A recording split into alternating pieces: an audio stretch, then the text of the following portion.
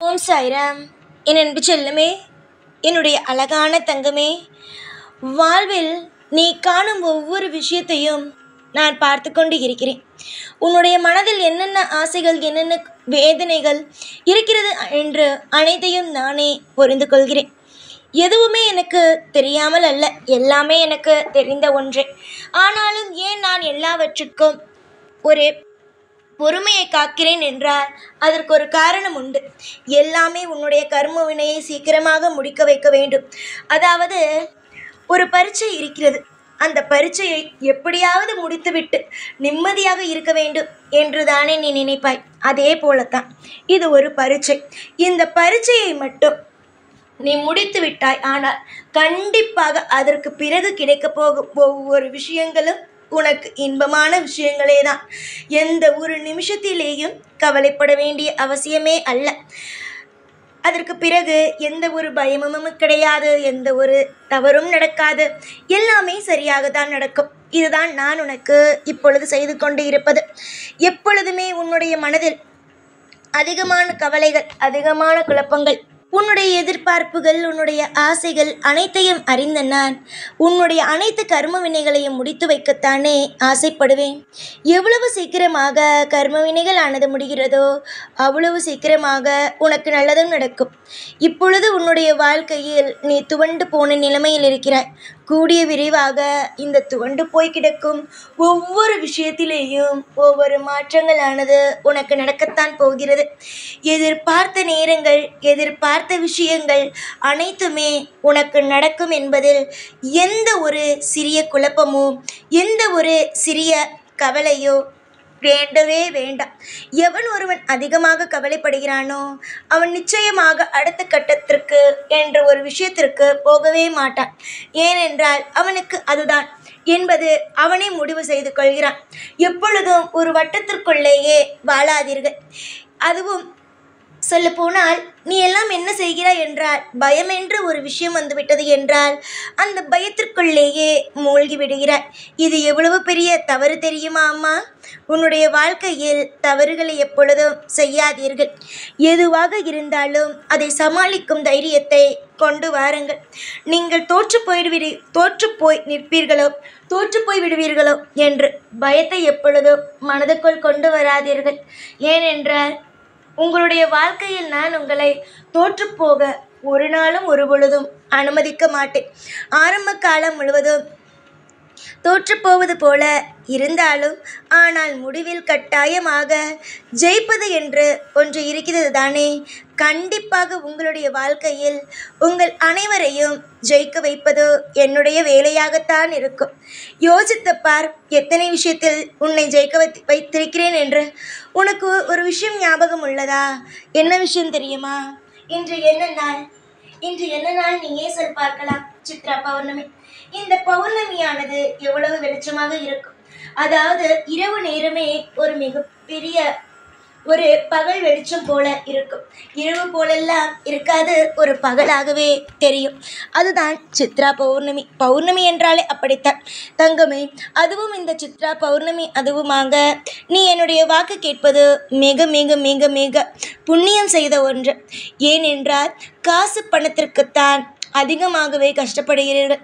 காசு பணமும் இல்லாத பொழுதுதான் ஒவ்வொருவரோட வாழ்க்கை என்றால் என்ன, வாழ்க்கை என்ன செய்தால் முன்னேறலாம் என்பது தெரியும். ஏனென்றால் இந்த உலகத்தில் காசு பணமும் இருப்பவரை மட்டும்தான் மதிக்கிறார்கள். காசு பணமும் இல்லாதவனை ஒரு தூசியாக கூட மதிப்பது கிடையாது. உன்னுடைய வாழ்க்கையிலும் அப்படித்தான் உன்னை எல்லோரும் வைத்திருக்கிறார்கள்.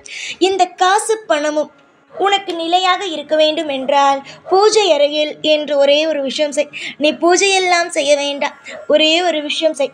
உன்னுடைய பூஜை அறையில் ஜவ்வாது, புனுகு, ஏலக்காய் தூள், அதுக்கு பிறகு பச்சை கற்பூரம், இது எல்லாவற்றையும் நன்றாக ஒரே சமமாக கலந்து உன்னுடைய பூஜை அறை முழுவதும் தூவிவிடு. அதாவது உன்னுடைய பூஜை அறை திறக்கும் பொழுதே அந்த நறுமணமானது அப்படி இருக்க வேண்டும், நறுமணமானது வர வேண்டும்.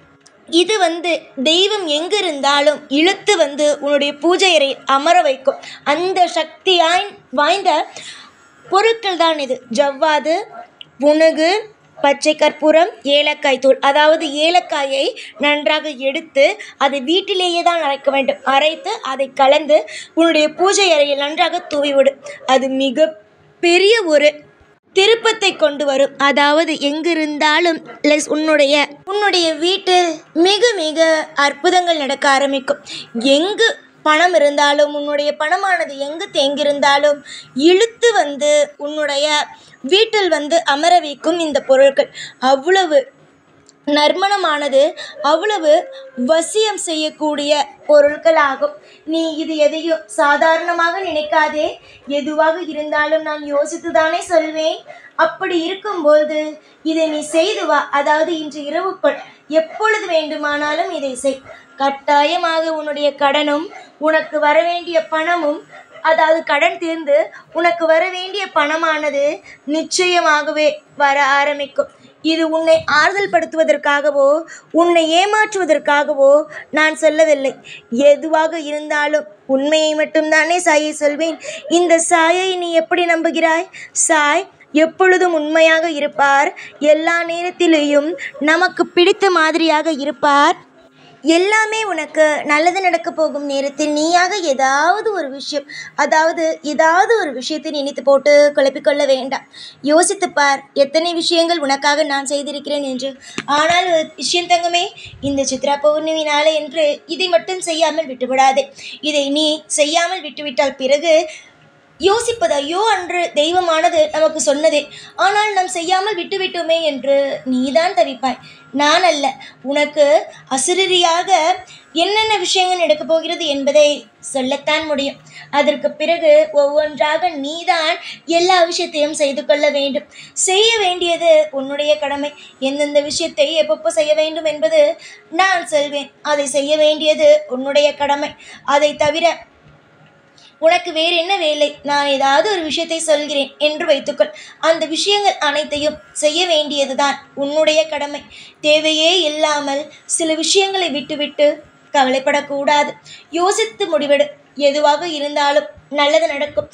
இந்த பௌர்ணமியிலிருந்து நிச்சயமாக அடுத்த பௌர்ணமிக்குள்ளேயே உன்னுடைய அனைத்து கடன்களும் அடைந்து உன்னுடைய வாழ்க்கையில் பல செல்வங்களும் பல மாற்றங்களும் நிச்சயமாகவே வந்திருக்கும். செல்வங்கள் என்றால் என்ன? சாதாரணமாக நினைத்து விட்டாயா? செல்வங்களானது சாதாரணமானது கிடையாது.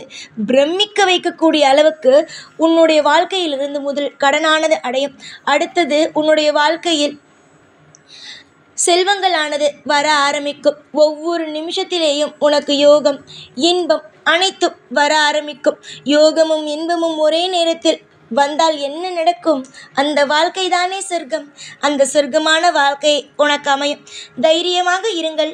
எப்பொழுதும் எல்லா நாளும் உங்கள் கூடவே இருந்து உங்களை வாழ வைக்கிறேன். இந்த சாய்நாத்.